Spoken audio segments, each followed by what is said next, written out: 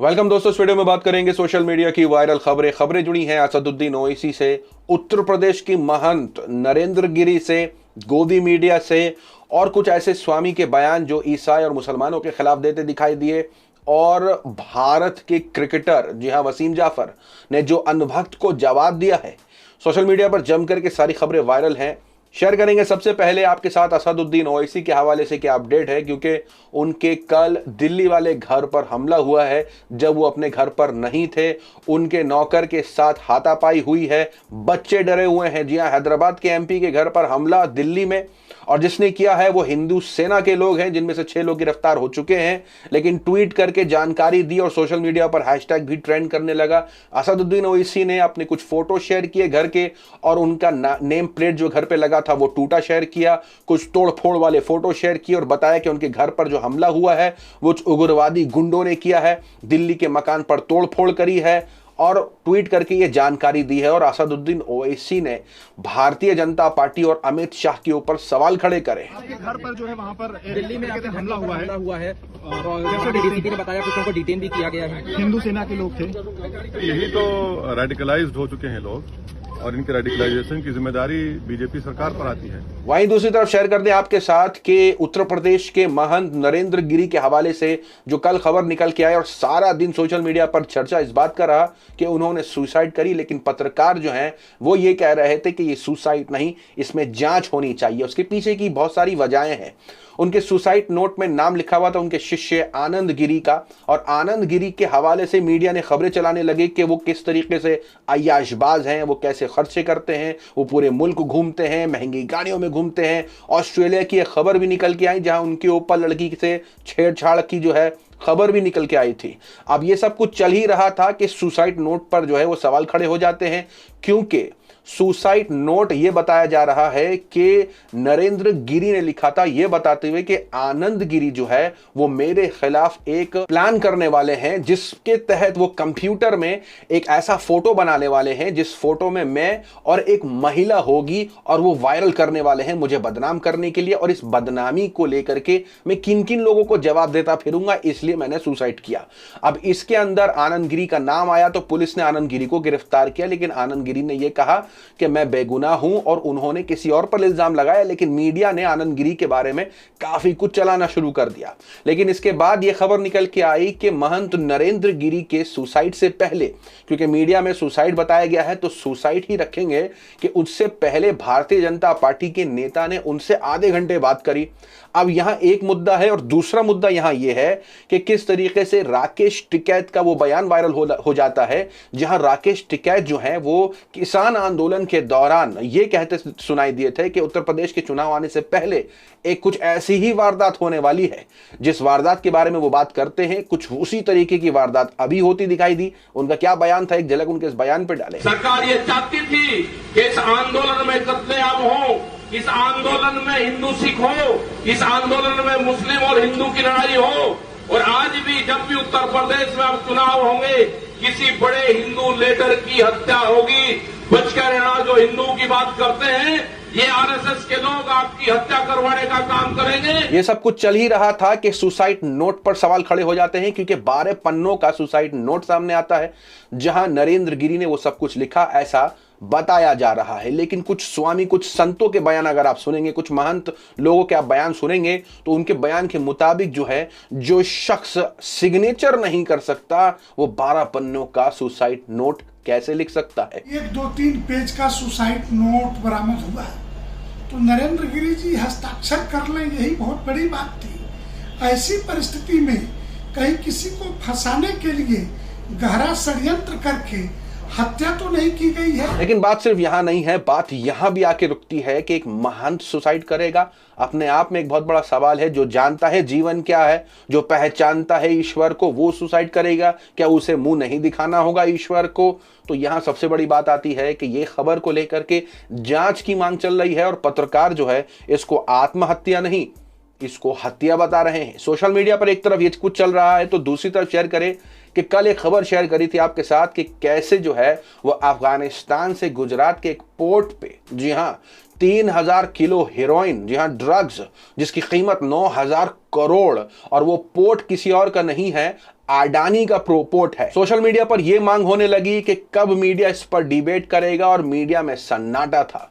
अब सन्नाटा इस हद तक था कि अगर इस खबर को पोस्ट भी किया जा रहा था, न्यूज़पेपर या डिजिटल प्लेटफॉर्म्स पर अपलोड भी किया जा रहा था, तो इसके अंदर से सिर्फ और सिर्फ यही शेयर किया जा रहा था कि गुजरात के पोर्ट पे जो है वो इतने जो करोड़ का ड्रग्स पाया गया है, ना कि अडानी पोर्ट। तो इस पर लोगों ने बहुत कुछ तंज कसना शुरू करा और गोदी मीडिया की खिंचाई करनी शुरू करी।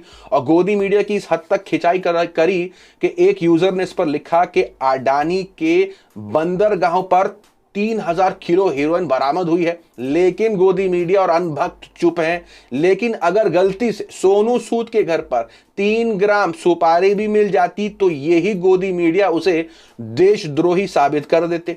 तो वहीं कुछ यूजर्स ने पुराने ट्वीट्स निकाले, जी हां, टाइम्स नाउ के पत्रकार नमिका कुमार के, जहां पिछली बार जब रिया चक्रवर्ती के घर से ड्रग्स बरामद हुए थे तो उन्होंने इस पर क्या टिप्पणी करी थी। उन्होंने कहा था, explosive drugs angle, Rhea drug use and dealing exposed for the first time on television. तो ये जब कुछ छोटे मोटे तादाद में या छोटी मोटी क्वांटिटी में मैरिजुआना निकलता है या ड्रग्स निकलता है तो इस पर डिबेट हो जाती है, लेकिन इतनी बड़ी मात्रा में निकलता है तो इस पर अनुभक्त भी चुप है और गोदी मीडिया भी चुप है। दूसरी तरफ शेयर कर दें आपके साथ, खबर निकल के आई थी जो आपके साथ मेरठ की एक खबर शेयर करी थी, जहां एक लड़का लड़की एक पार्क में कोल्ड ड्रिंक पी रहे थे। हिंदू जागरण मंच के जो है वो लोग आते हैं और वो आकर के लड़की को बहला फुसला करके, डरा धमका करके उस लड़की की पिटाई करवा देते हैं, हाथ में चप्पल देते हैं, बोलते हैं मार इसको। ये वीडियो तो हमने आपके साथ शेयर करी थी, खबर भी शेयर करी थी और इसका खुलासा भी किया था कि क्या पूरा मामला था। लेकिन मीडिया इसको किस तरीके से छाप रहा है आपकी स्क्रीन पर। मीडिया ने इसको छापा बताते हुए कि गोल मार्केट में छात्र से छेड़छाड़, मनचले को मुर्गा बना करके पीटा। तो एक और मीडिया ने लिखा, छात्र से छेड़छाड़ करने वाले मनचले को चप्पल से पीटा, वीडियो वायरल। अमर उजाला ने लिखा कि मनचले से छेड़छाड़ तो बहादुर बिटिया ने सिखाया सबक, मुर्गा बनाकर चप्पल से पीटा, वीडियो वायरल।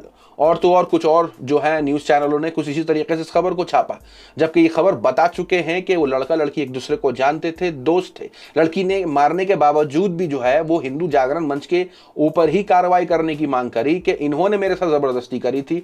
लड़के को तो मैं जानती थी, लड़के के साथ में सहमति से मैं आई थी वहाँ पर जो मैं कोल्ड ड्रिंक पी रही थी या पार्क में थी, लेकिन इन्होंने ज़बरदस्ती मेरे साथ कहा। लेकिन मीडिया किस तरीके से इसको छाप रहा था वही आपके साथ शेयर किया गया। दूसरी तरफ शेयर कर दे, उत्तर प्रदेश के चीफ मिनिस्टर का बयान आता है, वो ऐसा बयान देते हैं जिस पर काफी हंगामा मच जाता है, क्योंकि योगी आदित्यनाथ आए दिन कुछ ऐसा बयान दे रहे हैं, क्योंकि आने वाले वक्त में चुनाव है, कि उनके बयानों पर आलोचना हो रही है। अब उत्तर प्रदेश के चीफ मिनिस्टर ने बयान में कहा कि UP now considered a model for country world, ऐसा बयान उन्होंने दिया। सोशल मीडिया पर जब उनका बयान आया तो साकेत गोखले लिखते हैं इस पर कि वो असल यूपी नहीं, वो असल बंगाल कहना चाहते थे, उनसे यूपी निकल गया। He is saying UP but he actually means to say West Bengal. ये तंज इसलिए कसा गया है क्योंकि पिछली बार जब ऐड चलाया गया था योगी आदित्यनाथ का इंडियन एक्सप्रेस ने, तो उसके अंदर उन्होंने कोलकाता का एक माँ फ्लाईओवर जो है उसका फोटो शेयर कर दिया था, जिस पर काफी बवाल मचा था। दूसरी तरफ शेयर कर दे आपके साथ, एक वीडियो वायरल हो रही है जिस वीडियो में बजरंग दल और वीएचपी जो है वो एक पूरा रास्ता घेर लेते हैं। कानपुर का रास्ता, जिस रास्ते को घेरते हैं नाम है रामादेवी चौराहा, और उसके अंदर वो कहते हैं कि अगर लव जिहाद या किसी भी तरीके से हिंदू की जो आस्था है, हिंदू के जो राइट्स हैं, उनका उल्लंघन होगा तो हम पुलिस का इंतजार नहीं करेंगे, हम कानून खुद के हाथ में ले लेंगे और फिर कोई बीच में नहीं आना चाहिए, हम किसी की नहीं सुनवाई करेंगे। जम करके ये वीडियो वायरल है।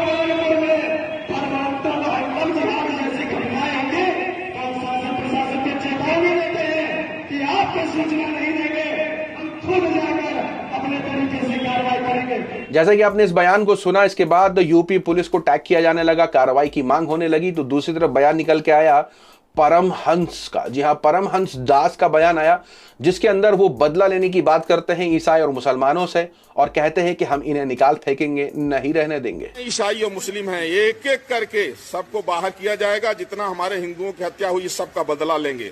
जिन राक्षसों ने माताओं, बहनों और बेटियों की इज्जत के साथ खिलवाड़ किया है, जिन ईसाइयों और मुसलमानों ने हिंदुओं का धर्मांतरण कराया है, जिन ईसाइयों और मुसलमानों ने हिंदुओं की हत्या की है, आज उसका ब्याज सहित बदला चुकाएंगे। इस बयान के बाद सोशल मीडिया पर लोगों ने योगी आदित्यनाथ के साथ इनका फोटो शेयर किया, कहते हुए कि जो है वो कौन इनको सपोर्ट करता है और उत्तर प्रदेश में ऐसे बयान देना जहां ईसाई और मुसलमानों को मारने की बात करते हैं खुलेआम वीडियो पर।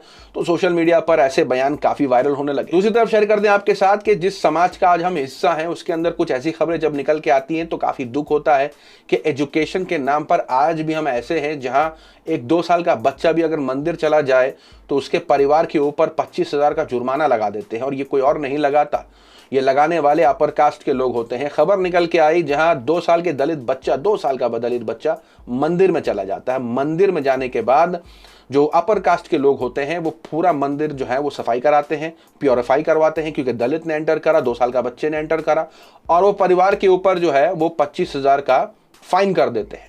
एक रिपोर्ट के मुताबिक 23,000 का फाइन करते हैं, और इस रिपोर्ट में जो आपकी स्क्रीन पर है, Dalit family fine 23,000 after toddler enters Hanuman temple in Karnataka.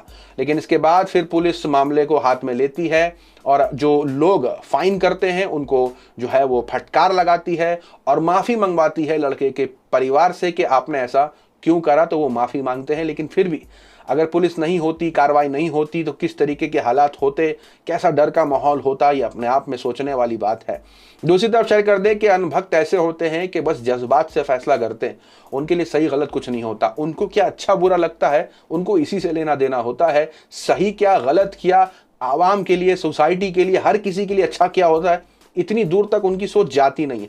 वो हमेशा हिंदू मुसलमान करते रहते हैं, मैं पूरी जिंदगी निकाल देते हैं। लेकिन जिस तरीके से वो ये भूल जाते हैं कि जिसके ऊपर वो उंगली उठा रहे हैं वो किस तरीके की भारत के लिए क्या कुछ कर चुका है।